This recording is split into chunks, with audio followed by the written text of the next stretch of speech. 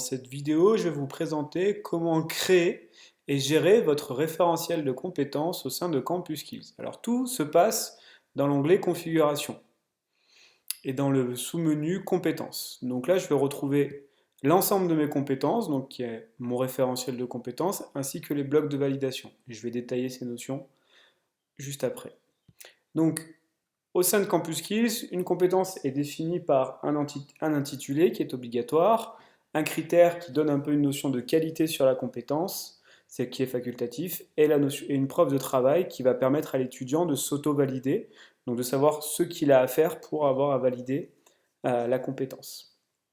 Donc, si je veux gérer mon référentiel de compétences, la première chose à faire, c'est que je vais vouloir par exemple ajouter une compétence. Donc là, dans ce cas-là, je fais créer une compétence. Et là, donc, je retrouve les trois parties, donc l'intitulé, donc je vais l'appeler compétence 1, le critère, critère 1, et puis preuve de travail, je ne mets pas de preuve de travail. Alors éventuellement, je peux l'associer à un ou plusieurs blocs. Bon, pour le moment, je n'ai pas encore créé des blocs, donc je ne vais pas l'associer à un bloc, donc je vais créer cette compétence. Donc cette compétence, elle est là, et donc elle est mise comme étant pas encore associée à un bloc.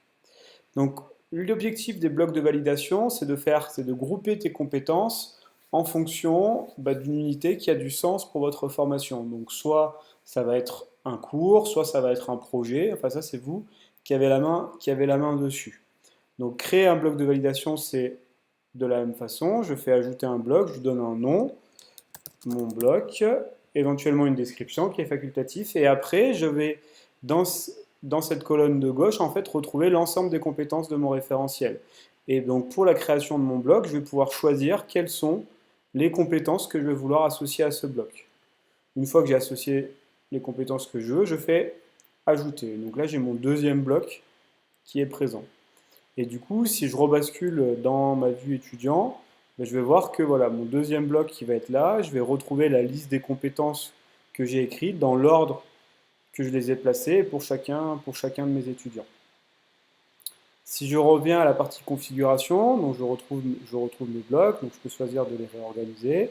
Si maintenant je veux éditer un bloc, je clique sur le petit crayon et donc là je peux choisir par exemple d'enlever une compétence, d'en rajouter une nouvelle parce que je suis créé. Je peux réordonner mes compétences au sein de ce bloc-là afin qu'elles soient en fait reprises exactement dans l'ordre là dans la vue étudiant.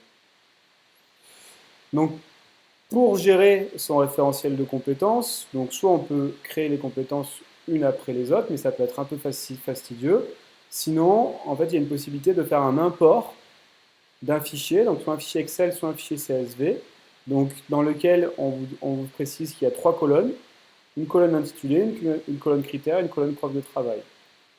Donc par exemple en faisant ça, donc moi je vais récupérer un fichier la CSV qui s'appelle référentiel, je l'ouvre, je vérifie que l'import s'est bien passé, ça a l'air d'être le cas, je fais importer, et dans ce cas-là, mes compétences ont été ajoutées, donc là j'ai un référentiel qui contient 27 compétences. Donc maintenant, ce que je peux faire, c'est créer un nouveau bloc, bloc 2, et associer toutes les compétences que je veux à ce bloc. Donc toujours de la même façon, là s'il y a la possibilité de rechercher, voilà, ça me permet de sélectionner des compétences. Dans tous les cas, je fais ajouter, et donc j'ai mon bloc de compétences qui est créé.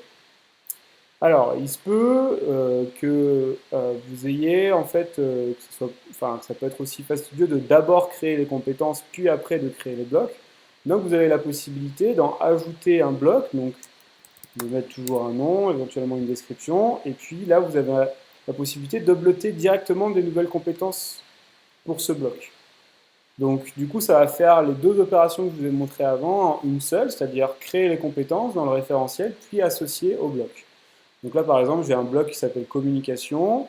Donc il y a 5 compétences dedans. Je fais importer. Je me retrouve en fait avec les 5 compétences. Je fais ajouter. Et donc j'ai bien mon bloc 3 qui a été créé avec mes 5 compétences. Et mon nombre de compétences a augmenté. Alors il n'a pas fait exactement plus 5, parce que j'avais 5 compétences dans mon bloc communication, parce Campus Skills détecte automatiquement il y a plusieurs compétences qui ont le même nom, et du coup, en fait, il associe une compétence à plusieurs blocs de validation. Comme on peut voir, cette compétence-là, elle est associée au bloc 2 et au bloc 3.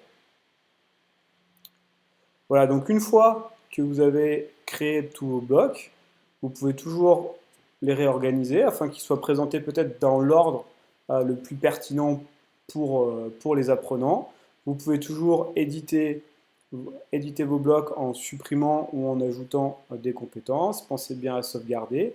Si jamais vous voulez supprimer un bloc parce que vous êtes trompé, dans ce cas-là, vous appuyez sur cette petite icône, on vous demande de confirmer oui.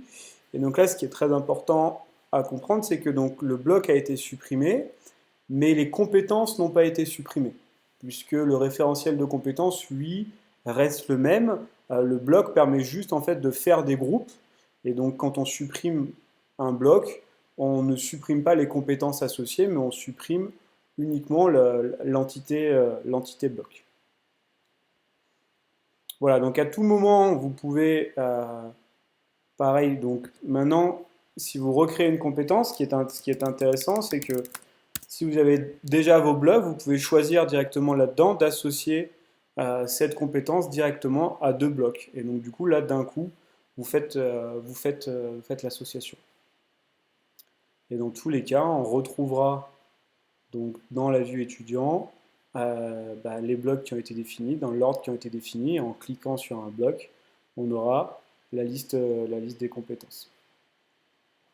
Voilà, c'est le cœur de la définition du référentiel de compétences au sein de Campus Skills.